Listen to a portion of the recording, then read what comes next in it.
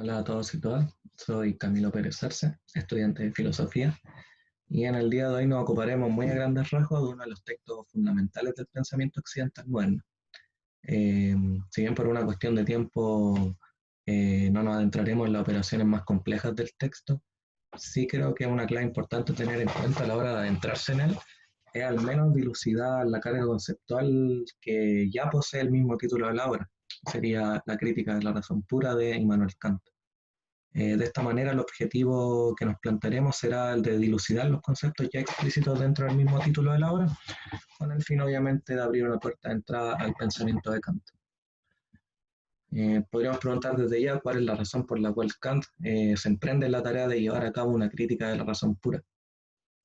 Uno de los acontecimientos fundamentales de la época que disponen a Kant en la posición de querer llevar a cabo esta tarea es el nacimiento de la ciencia moderna, a partir de la física matemática. Esta rama del conocimiento tuvo la capacidad de establecerse bajo un suelo firme, que sería el método científico, a través del cual le dio la posibilidad de plantear afirmaciones que poseen un carácter válido, universal y necesario. Por otro lado, tenemos la situación metafísica de la época. Kant caracteriza el estado presente de la metafísica como un andar a tientas. Esto quiere decir básicamente como un pensamiento que es ciego de sí mismo y que hasta la época no ha sido capaz de llevar a cabo un análisis exhaustivo de esos conceptos principales. Todo esto se enmarca dentro de lo que sería un uso dogmático de la razón. Eh, por lo tanto, la problemática aquí, o el panorama que nos da Kant, sería que la metafísica se halla bajo cierta crisis, ya que hasta la época no ha sido capaz de cimentar un terreno firme que le dé la posibilidad de dirigirse como una ciencia universal, ¿no es cierto? Como sí lo ha hecho la ciencia moderna a través de la física. Frente a esto, Kant pregunta lo siguiente: ¿por qué la metafísica, siendo la reina de todas las ciencias, no ha podido establecerse sobre un suelo firme hasta el día de hoy? Voy a compartir pantalla. Eh,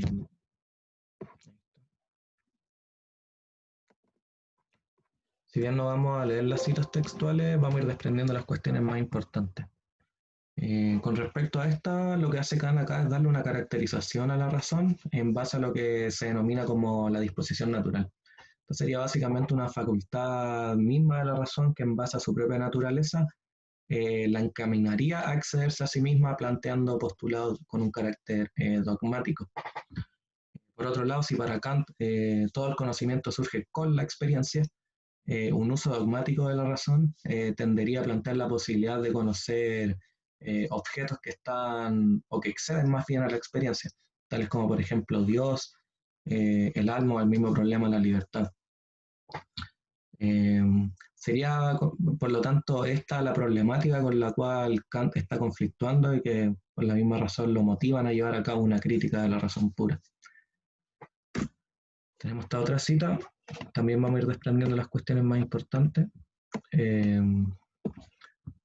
bueno, ¿por qué llevar a cabo una crítica entonces? Por lo que acabamos de decir, que si la razón tiende a excederse a sí misma, eh, la crítica como una facultad misma de la razón, por un lado, lo que tendería a hacer es llevar a cabo un proceso de autoconocimiento con el fin de que la razón se establezca ciertos límites eh, o barreras concretas y seguras, como menciona Kant en otras partes.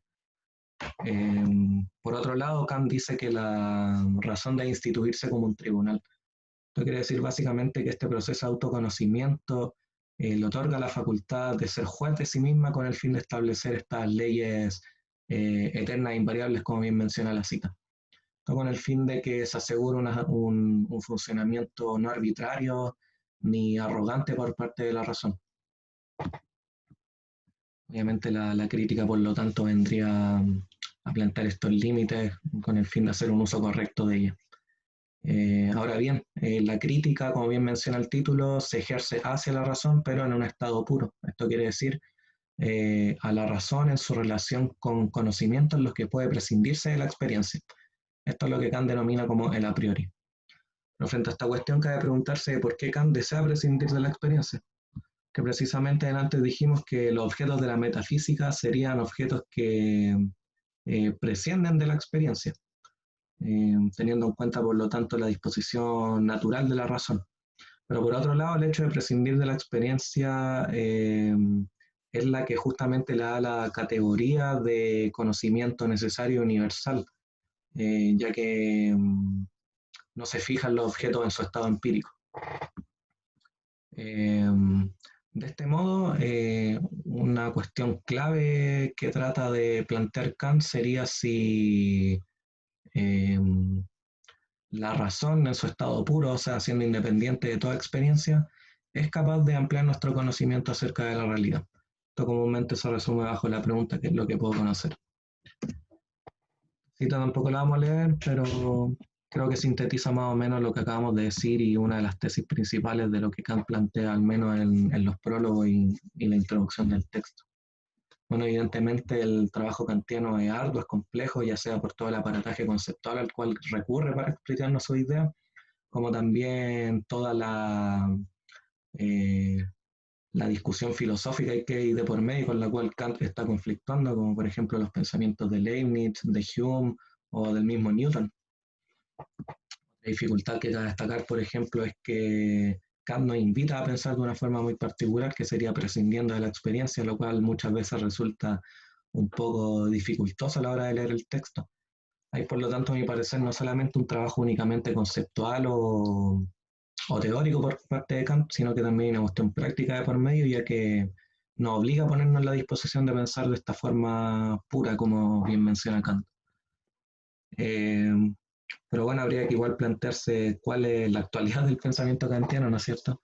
En un plano estrictamente filosófico podríamos decir que la lectura de Kant abre una panorámica, un espectro bastante amplio dentro de la filosofía contemporánea. Por ejemplo, podríamos destacar la lectura de los neokantianos, que abren la deriva de la filosofía de la mente. Y en contra de estos postulados de los neokantianos podríamos tener a Martin Heidegger, quien conflictúa con las tesis de estos pensadores. Podríamos tomar también a Michel Foucault, quien plantea el concepto del a priori histórico, siendo claramente una analogía al concepto del a priori trascendental en Kant. Dejando de lado como todo el tema propiamente filosófico, la deriva que abre, podemos plantear las siguientes cuestiones. Que al igual que Kant, estamos en una época en donde todo ha de estar sometiéndose constantemente al análisis crítico.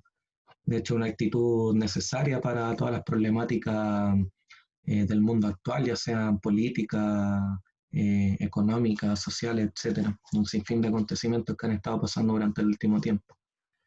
En este sentido, podríamos abrir las siguientes preguntas a modo de discusión, más que nada, sin ánimos de querer responderlas. Y que podrían ser, por ejemplo, en qué medida el concepto de crítica en Kant resulta adecuado para los fenómenos en el mundo contemporáneo, o si existe algún tipo de correlación frente a la actitud crítica de nuestra época con la que Kant plantea, o más bien la crítica contemporánea tiene por objeto otro tipo de fenómenos y no necesariamente la razón pura.